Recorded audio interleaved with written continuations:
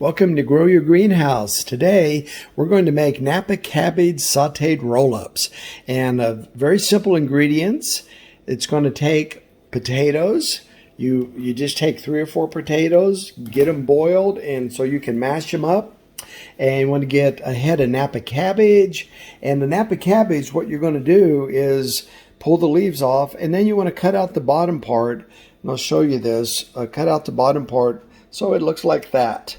Because you're going to end up rolling this up, and you're going to put a big dollop of the mixed vegetable that we're going to cook up right in the top part of it, right there. Roll it up so it's this nice little cabbage roll, and then we're going to dip them in an egg batter with a little bit of gluten-free flour in there, and then dip them in the dry breadcrumb mix, and then saute them in a frying pan. And so that's how we're going to make this. And so the first part you have to do is get your Napa cabbage, pull the leaves apart, cut the V out of it, lightly salt them, and then put hot water over them to cover. And then get that potato, get those 3 or 4 potatoes all diced up, peeled, diced up, and boiling. This is the longest part of the process. So that's hot water in there. And that's about 30 minutes of that. And about 30 minutes of this. I'm going to put the cover back on these potatoes. And then after that, we're going to do the vegetable mixture. Vegetable mixture is so easy. You're going to take an onion, a spicy, kind of medium spicy pepper, de-seed it. I'm using a poblano today, but Hatch, Anaheim, they all work great. And then 2 red bell peppers, and then you're going to take and saute the onions, and then when you saute the onions, then you can add the poblano pepper, and then the red bell pepper diced up, and saute those down with a little bit of garlic. And then you're going to take that mixture and put it on the Napa cabbage. And I've got an optional deal here where you take the spreadable goat cheese and spread it on the top part before you put the 1/4 to 1/3 cup of the vegetable mixture on top, and then roll all that up. You can do the goat cheese on there too. So that's where we're starting out with this, and that's the first part of how to make the Napa cabbage sauteed roll-ups. It's a beautiful thing. We've got the onions, red bell peppers, the poblano, and I also had some okra from the garden, so I'm going to put that in there too. Whatever vegetables you have, or you can stick with the basic recipe. And then some minced garlic. The leaves of the Napa cabbage have been in the hot water for about 20 minutes, so they're almost ready. They're getting very pliable. And the potatoes are almost done boiling. Oh, that's awesome. And in a few minutes, we're going to saute the onions in some olive oil, and then we'll add the red bell peppers, the minced garlic, the poblanos, and the okra to that, and cook it down. Once the onions are caramelized, that's when you add the other vegetables to your saute, and cook them until they're tender. And then we'll take and mix that together, and that's what's going to go onto the Napa cabbage, where we're going to form the roll-ups. And so that's where we're at in the process right now.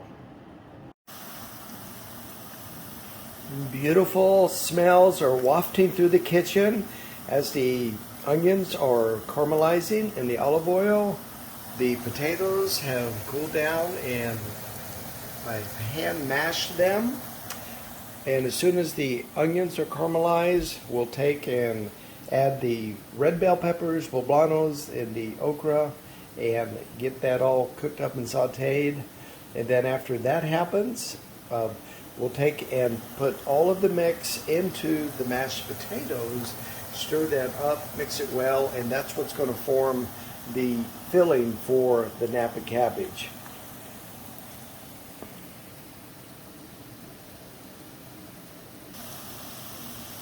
The onions are caramelized now, and now we added the rest of the goodies to the saute, and we'll cook these down for a few minutes, and then we'll be able to mix them into the mashed potatoes.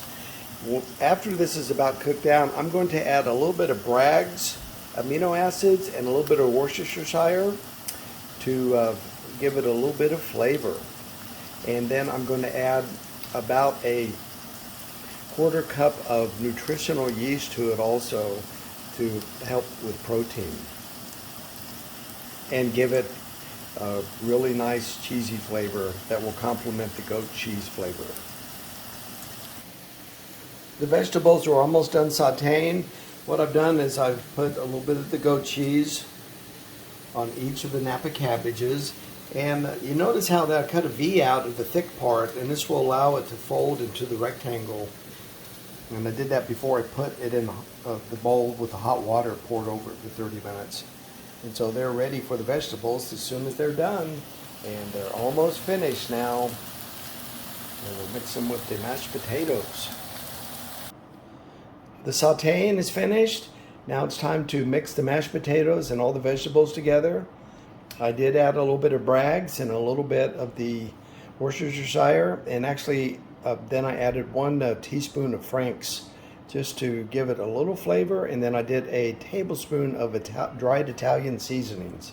And so that's what makes up all of the herbs and the spice liquids. So the dollops or large tablespoonfuls of the mixture are now on top of the goat cheese, on top of the Napa cabbage, and then when you roll it up, it forms into a nice little rectangle. And so basically what you do is you fold this side in, and then you fold the other side in, and then you fold this over and start rolling it toward me, start rolling it, and then it forms into the nice square. But rolling these two sides in first gets it to stick real nicely, and then it holds together.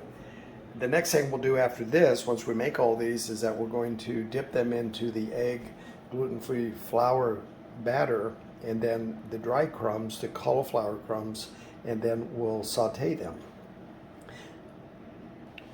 All of the roll-ups are completed, and all the roll-ups are completed now, and all we have to do is do the egg batter, and then we'll take and be able to get those sauteed. And that finishes this little part of the video. It's just beautiful. See how they rolled up real nicely? And they're all holding together. And when I do the sauteing of them and dipping them in the egg batter, I'm going to use tongs on them. Just because they're a little fragile, but not really. But it's better to use the tongs when we do that part. Well, we're at the process now where we're going to take these rolled up cabbage delights and we're going to batter them and then cook them in actually grapeseed oil. And so what we've got is the organic Arrowhead Mills organic oat flour pancake waffle mix, and I'm putting 3 tablespoons of this into 4 eggs. Now the recipe calls for 3, but I wanted to make sure we had enough liquid to dip the cabbage roll-ups in first. But this recipe of the oat flour pancake waffle mix, it's got oat flour, tapioca flour, baking soda, cornstarch, and these are the things that will help the dough rise as it cooks. So I went ahead and got this and put 3 tablespoons in. When you do it like this, then and dip the roll-ups in there first, and then go to dip them into your gluten-free breadcrumbs, the breadcrumbs will stick and attach much better than just dipping them in egg. So that's why we're doing this part. And so we're getting this process set up to dip them, and then we'll saute them for 5 or 6 minutes on each side and have some delicious roll-ups.